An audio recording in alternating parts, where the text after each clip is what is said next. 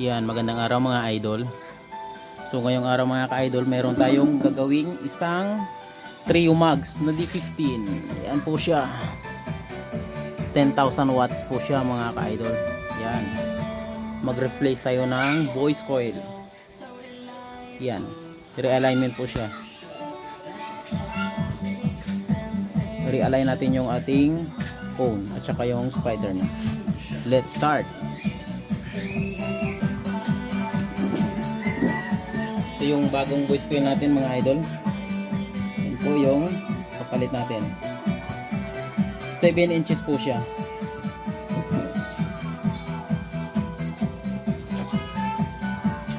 Tsaka ito naman po yung kanyang original voice coil. Yan. Sunog na po siya.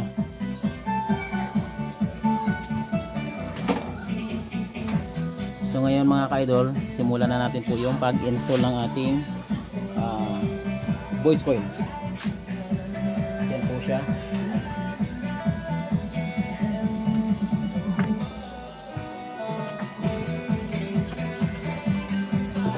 Dapat mga ka-idol meron kayong ganito, mylar na plastic pang kalso.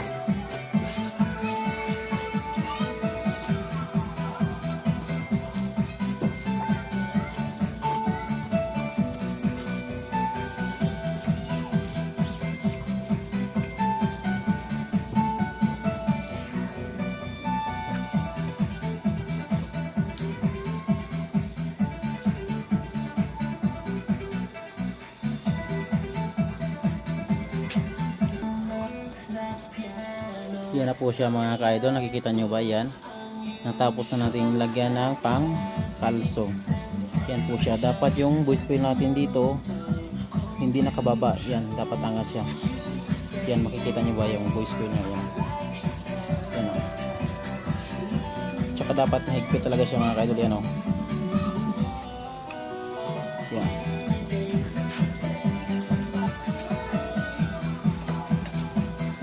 So next natin gagawin mga ka-idol, maglagay tayo ng kanyang spider. Yan.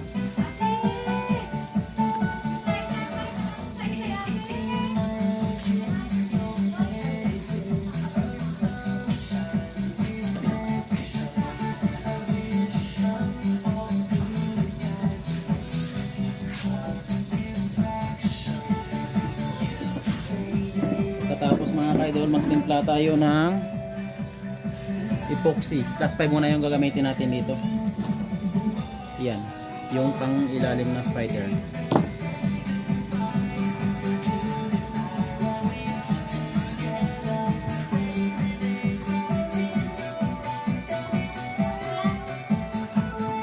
Ito naman yung diskarte ko mga idol. Yan. Yan na po siya. Paghaluin na po natin.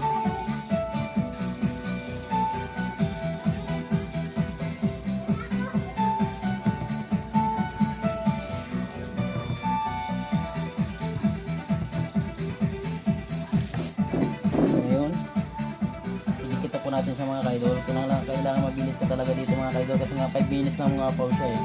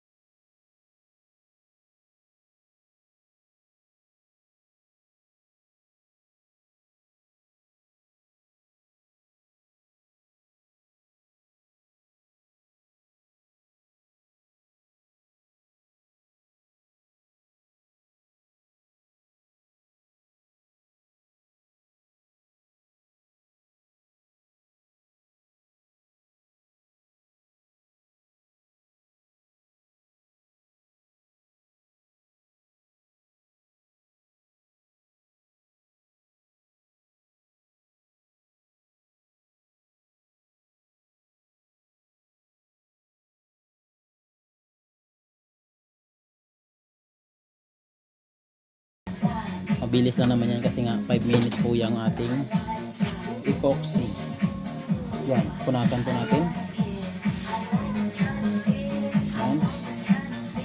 Para malinis naman ulit yung ating pag-mixlahan ng ating epoxy.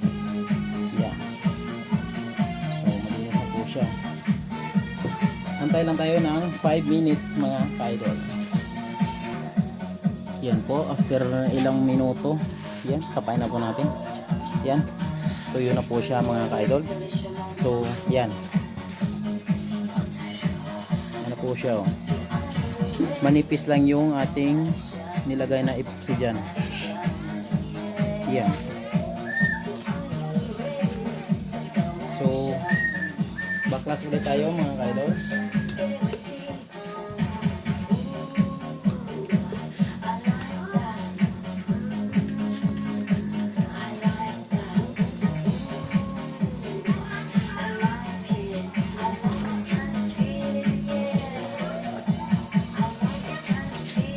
Nakuha na po natin yung pinaka center point natin. Yan, babaklasin na po natin yung nilagay natin na pang alam, pang kalso. Yan. So wala na, walang sabit. So balik pa rin natin mga ka-idol. Yan na po siya. Yan. Yung technique natin dito mga ka-idol, kaya nga manipis lang yung epoxy para makuha natin yung balance nya. Lagyan po natin ng epoxy dito. Yan.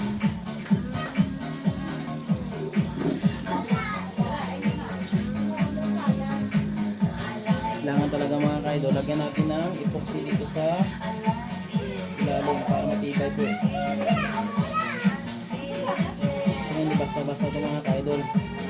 10,000 watts ito. So, kailangan talaga matibay siya.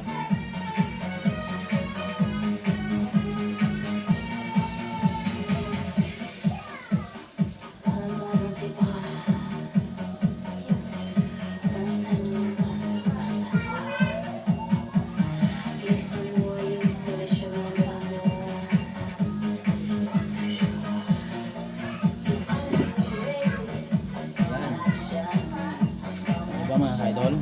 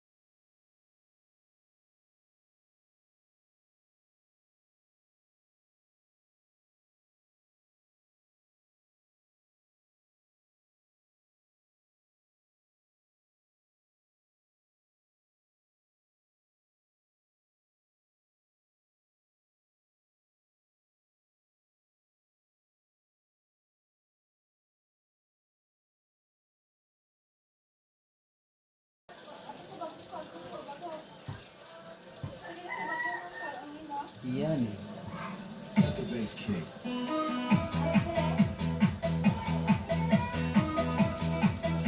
Yan po mga ka-idol, makikita nyo ba? Halos lahat nalagyan na po natin ng epoxy. Linis-linis. Yan.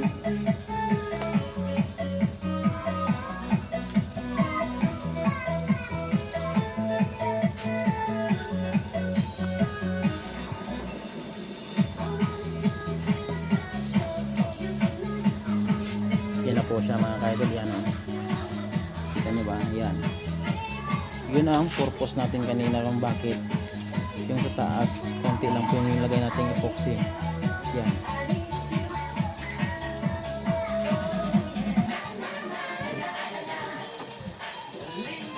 Bago natin i-fix mga ka-idol, luwir muna natin.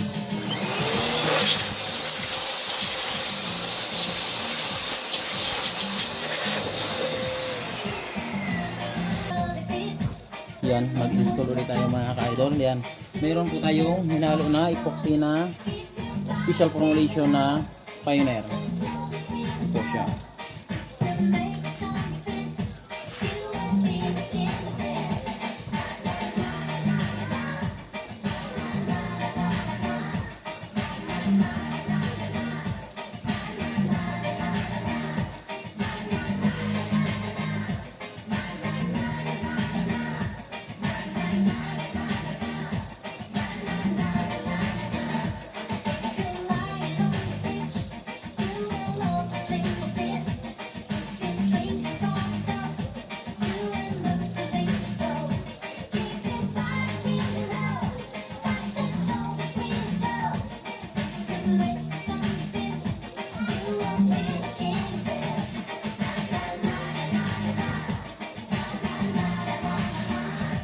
Tapos mga ka-idol, dito rin mga ka-idol, yan po yung spacer natin. Lagyan din natin ng epoxy. Lagyan natin ng epoxy dito. Pagkatapos dito rin mga ka-idol.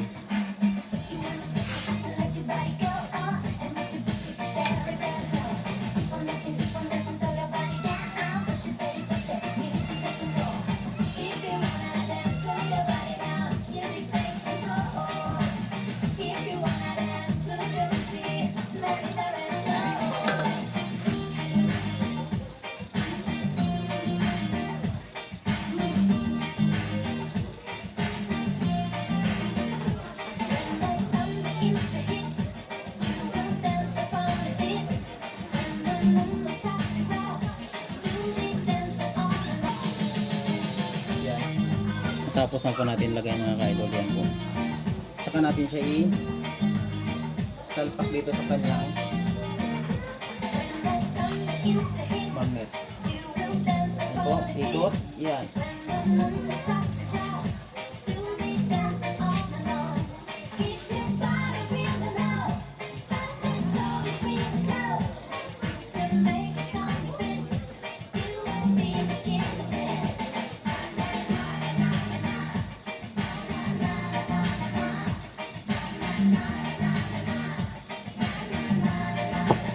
Ulit tayo maglagay ng spacer mga ka-idol.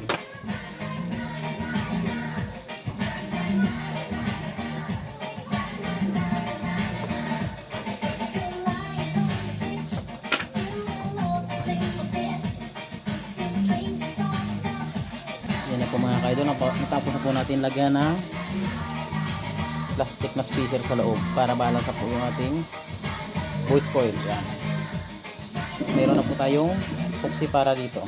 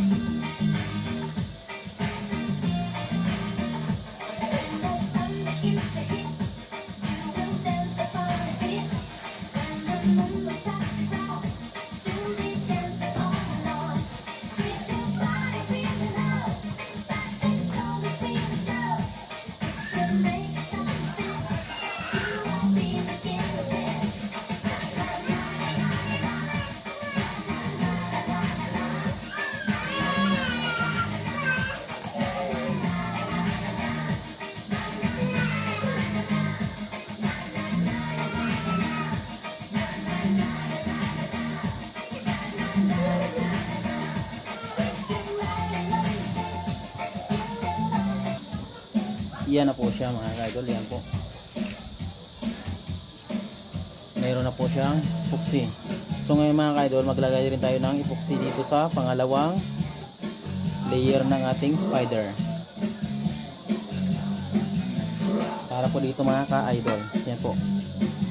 Yung spider niya po is dalawang layer.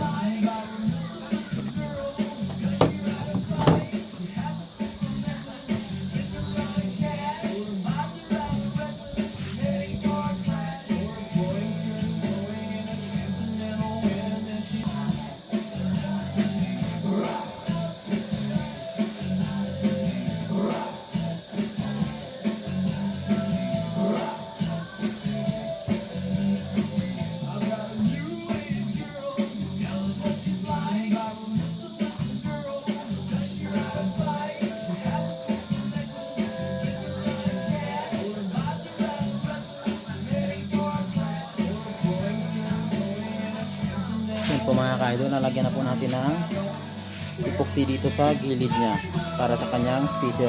Pagkatapos mga ka-idol, anuhin natin siya, iinitin gamit yung ating heat gun para mag-melt po yung ating epoxy. Yun po, saksak natin. Yan na po siya. 260 degrees.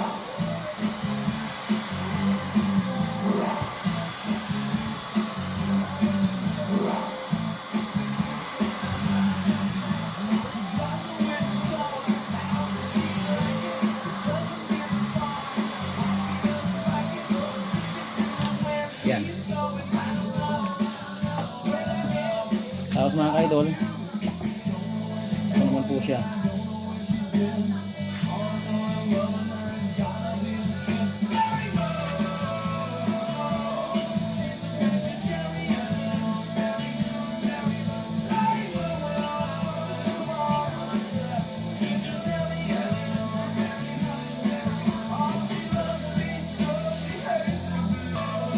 Yan na po siya mga ka-idol. Tapos na po natin yung isang spacer niya. So lagyan na po natin ng epoxy dito mga ka-idol.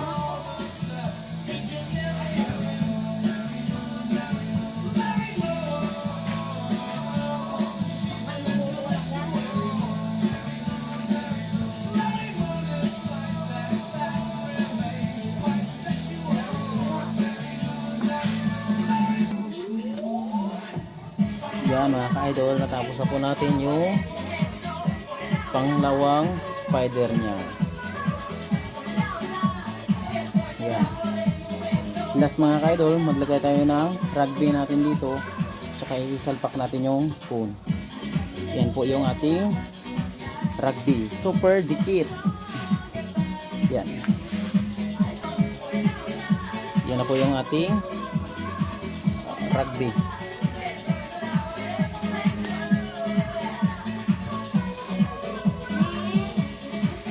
Tapos natin lagyan ng rugby mga ka-idol, initin naman natin yung epoxy.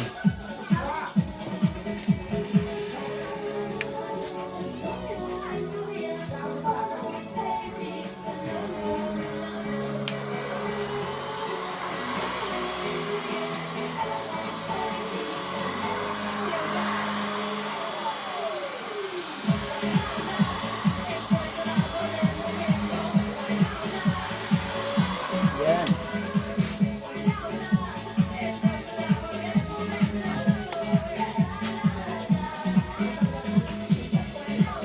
Lagay natin yung kanyang cone. Yan po.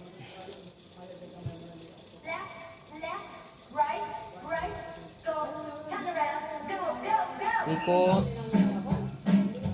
Ikot mga ka-idol. Yan.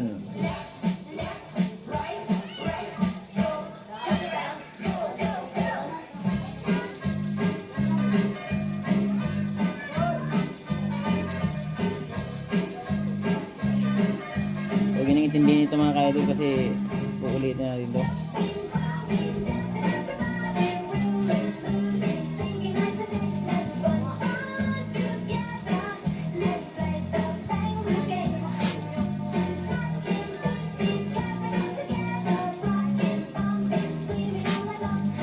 So, yan.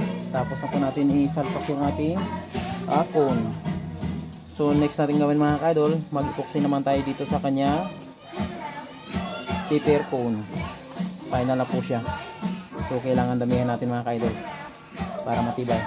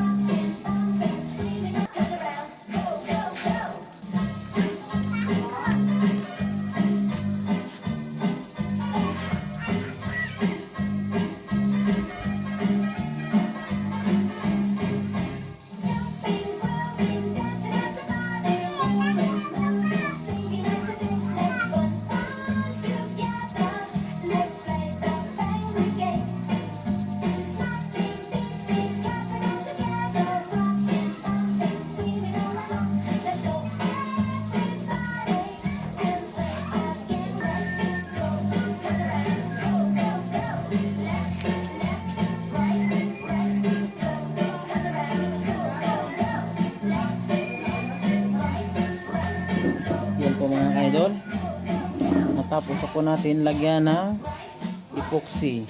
Yan. So magantay na lang tayo mga ka-idol bukas. So yun na to. Tsaka natin baklasin itong ating spacer na nilagay dito sa loob. Ayan. Salamat sa panonood niyo mga ka-idol. Huwag kalimutang mag-subscribe at tsaka mag-share mga ka-idol. Maraming salamat po.